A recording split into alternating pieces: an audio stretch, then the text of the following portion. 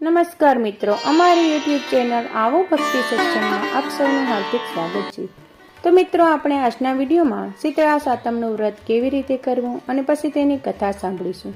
તો વિડીયોના અંત સુધી બધા બન્યા રહેજો। વિડીયો પસંદ આવે તો લાઈક કરી, ચેનલ પર નવા હોય તો ચેનલને આજે જ સબસ્ક્રાઈબ કરી લેજો, જેથી કરીને આવા અવનવા ધર્મ ભક્તિના વિડીયો આપ સુધી પહોંચતા રહે। તો શ્રાવણ વદ સાતમ એટલે શીતળા સાતમ। આ દિવસે સૌભાગ્યવતી સ્ત્રી સવારે વહેલા ઉઠી ઠંડા પાણીથી સ્નાન કરે છે, શીતળા માતાનું પૂજન કરે છે, રાંધણ સેટનું રાંધેલું ટાઢું ખાય છે। તે દિવસે ચૂલો સળગાવાતો નથી। ચૂલો સળગાવનાર પર શીતળા માતા કોપાયમાન થાય છે। સવારે પાણિયારામાં શીતળા માનો દીવો કરી વાર્તા કહેવી અથવા સાંભળવી જોઈએ। આ વ્રત કરનાર સ્ત્રી પરમ સૌભાગ્યને પામે છે, ધન ધાન્ય અને સંતાન સમૃદ્ધિની પ્રાપ્તિ થાય છે। હવે આપણે શીતળા માતાની વાર્તા સાંભળીશું। એક ગામ હતું। તે ગામમાં એક ડોશી તેના બે દીકરાની વહુઓ સાથે રહેતા હતા। તેમાં મોટી વહુ બહુ જબરી, ઈર્ષાખોર અને કજિયારી હતી। તેને વાત વાતમાં વાકું પડતું, જ્યારે નાની વહુ ભલી ભોળી અને પારકાના દુઃખે દુઃખી થનારી હતી। પવિત્ર શ્રાવણ માસ આવ્યો। રાંધણ છઠના દિવસે નાની વહુ રસોડાએ રાંધવા બેઠી। રાંધતા રાંધતા મધરાત થઈ ગઈ। પછી તે ચૂલો ઠારવાનો વિચાર કરતી હતી કે ત્યાં પારણે પોઢેલો તેનો નાનો દીકરો રડવા લાગ્યો। નાની વહુ બધું કામ પડતું મૂકી પોતાના નાના છોકરાને ખોળામાં લીધો। પછી તે આડા પડખે થઈ। આખા દિવસનો થાક હોવાથી તેની આંખ મળી ગઈ અને તે ચૂલો ઠારવાનું રહી ગયું। અડધી રાત થઈ કે શીતળામાં ઘરે ઘરે ફરવા નીકળ્યા। ફરતા ફરતા વહુના ઘરે આવ્યા। નાની વહુના ઘરે તો ચૂલો સળગતો હતો। શીતળામાં તેમાં આરોટ્યા અને દાજ્યા। તેમને શ્રાપ આપ્યો, જેવું મારું શરીર બળ્યું એવું એનું પેટ બળજો। શીતળામાં તો શાપ આપી ચાલ્યા ગયા અને નાની વહુએ સવારે ઉઠીને પડખામાં જોયું તો એનો છોકરો બળીને ભડથું થઈ ગયો હતો। તેણે ચૂલા તરફ નજર કરી તો ચૂલો સળગતો હતો। નાની વહુની આંખમાં તો શ્રાવણ ભાદરવો વરસવા લાગ્યો। એ જાણી ગઈ કે જરૂર શીતળામાં મારી ઉપર કોપાયમાન થયા છે। માએ તેને શાપ આપ્યો છે, તેથી રડતી રડતી સાસુ પાસે ગઈ। બધી વાત કરી અને સાસુએ ગળગળા અવાજે આશ્વાસન આપતા કહ્યું, બહુ ધીરજ ધર, તું શીતળામાં પાસે જા અને તારી ભૂલ કબૂલ કરીને એમની માફી માગ। માં તો દયાળુ છે, જરૂર તારા પર કૃપા કરશે અને તારા છોકરાને સજીવન કરશે। નાની વહુ તો સાસુના આશીર્વાદ લઈ છોકરાને ટોપલામાં નાખી શીતળા માને શોધમાં નીકળી પડી। તે વન વગડા વીંધતી જાય ને શીતળા માનું રટન કરતી જાય। રસ્તામાં બે તલાવડી આવી। બંનેના પાણી ભરી ગયેલા, બંને ચલોચલ હતી। કાંઠે પક્ષી બેઠેલા, પણ કોઈ પાણી પીવે નહીં। મનુષ્ય કે પશુ પક્ષી કે પારેવા જે કોઈ આ તલાવડીનું પાણી પીએ તો તે મરણને શરણ થતું। નાની વહુ તો તલાવડી પાસે જઈ ટોપલો નીચે ઉતાર્યો, પણ તલાવડીમાંથી પાણી પીવા ગઈ કે ત્યાં તલાવડીમાંથી અવાજ આવ્યો, બાઈ, તું આ તલાવડીનું પાણી પીશ તો મરી જઈશ, પરંતુ તું શા માટે રડે છે એ તો કહે। નાની વહુ બોલી, શીતળામાં મારી ઉપર કોપાયમાન થયા છે। તેમણે મારા છોકરાને બારી મૂક્યો છે। હું તેમની માફી માંગવા જાઉં છું। બહેન, તું અમારું એક કામ કરજે।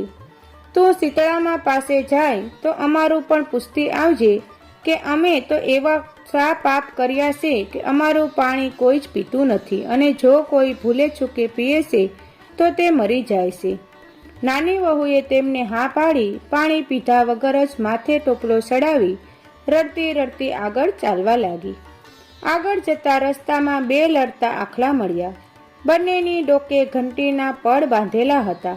નાની વહુએ રડતી જોઈને બોલ્યા, અરે બહેન, તારી આંખમાં આંસુ કેમ છે? શીતળામાં મારી ઉપર કોપાયમાન છે, એટલે માફી માંગવા જાઉં છું। તો બહેન, શીતળામાને અમારું પણ પૂછતી આવજે ને કે અમારા કયા પાપને લીધે અમારા ગળામાં ઘંટીના પડ બાંધ્યા છે અને અમે શા માટે લડ્યા કરીએ છીએ। સારું કહી નાની વહુ તો આગળ ચાલવા લાગી।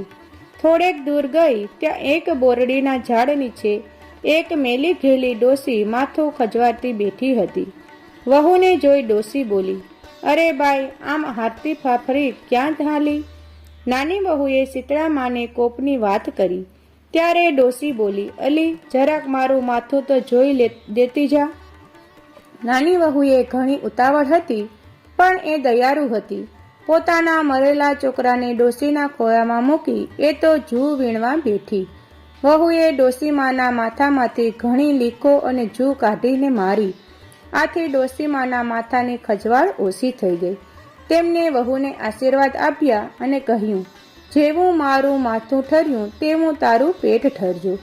એટલામાં તો ચમત્કાર સર્જાયું. ડોસીના ખોળામાં રહેલો છોકરો હાથ પગ ઉછારી કિલકિલારી કરવા લાગ્યો. નાની વહુએ તો ઘણું આશ્ચર્ય થયું. તેને ખાતરી થઈ ગઈ કે આ ડોસીમાં બીજું કોઈ નહીં પણ શીતળામાં જ છે.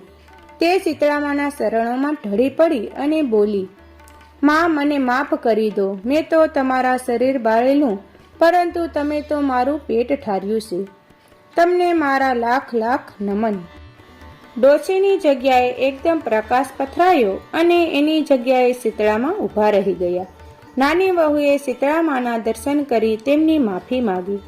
પછી નાની વહુએ તલાવડીના પાણી વિશે પૂછતા શીતળામાં બોલ્યા, દીકરી, ગયા ભવમાં તે બંને ચોક્ય હતી.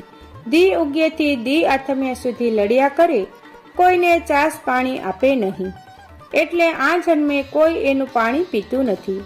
પરંતુ તું તે તલાવડીનું પાણી ખોબામાં લઈ ચારે દિશાઓમાં સાટજે અને પછી તું પાણી પીજે, જેથી એના બધા પાપો દૂર થઈ જશે અને પશુ પક્ષીઓ તથા વટે માર્ગો બધા તેનું પાણી પી શકશે. પછી નાની વહુએ બે આખલાઓને દુઃખની વાત કરી ત્યારે શીતળામાં બોલ્યા, દીકરી, પરભવમાં તે બંને આખલાઓ દેરાણી જેઠાણી હતા. તે એટલા બધા ઈર્ષાળુ હતા કે આડોશ પાડોશના કોઈ પણ તેમના ઘરે દરવા ખાંડવા આવે તો બંને જણા તેમનું અપમાન કરીને કાઢી મૂકતા. એટલે આ ભવે તેઓ આખલા બની ડોકે ઘંટીના પડ બાંધી લડ્યા કરે છે. તું એમની પાસે જઈ ડોકેથી ઘંટીના પડ છોડી નાખજે, જેથી એમના પાપ નાશ પામશે અને તેઓ લડતા બંધ થઈ જશે. આટલું કહી શીતળામાં અંતર્ધ્યાન થઈ ગયા. નાની વહુ તો રાજી થતી પોતાના દીકરાને લઈને પાછી વળી. રસ્તામાં તેણે પેલા બે આખલાઓ મળ્યા. વહુએ એમને શીતળામાની વાત કરી અને પછી ગળેથી ઘંટીના પડ છોડી દીધા. આથી બંને આખલા લડતા બંધ થઈ ગયા. આગળ જતા તલાવડી આવી. વહુએ તલાવડી પાસે જઈ શીતળામાની વાત કરી. પછી તેમના સાપનું નિવારણ માટે તલાવડીમાંથી ખોબો ભરી પાણી લઈ ચારે દિશાઓમાં ચાટ્યું. પછી પોતે તે તલાવડીનું પાણી પીધું. ત્યાં તો ચારે દિશાઓમાંથી પક્ષીઓ પાણી પીવા માટે આવવા માંડ્યા. પછી નાની વહુ તો દીકરાને રમાડતી રમાડતી ઘરે આવી. તેણે દીકરાને સાસુના ખોળામાં મૂકી દીધું. સાસુમાં તો દીકરાને સજીવન થયેલો જોઈ રાજી રાજી થઈ ગયા, પણ અદેખી જેઠાણી ઈર્ષાથી બળી ગઈ. સાસુએ પૂછ્યું, વહુ બેટા, આ બધું કેવી રીતે બન્યું? ત્યારે નાની વહુએ તેમને સઘળી હકીકત જણાવી. આ સાંભળી જેઠાણીને પણ શીતળામાના આશીર્વાદ લેવાનું મન થયું. પછી બીજે વર્ષે રાંધણસઠ ક્યારે આવશે તેની રાહ જોવા લાગી. પણ સમયને જતા ક્યાં વાર લાગે છે. ફરી શ્રાવણ માસ આવ્યો અને શ્રાવણ મહિનાની રાંધણસઠ આવી.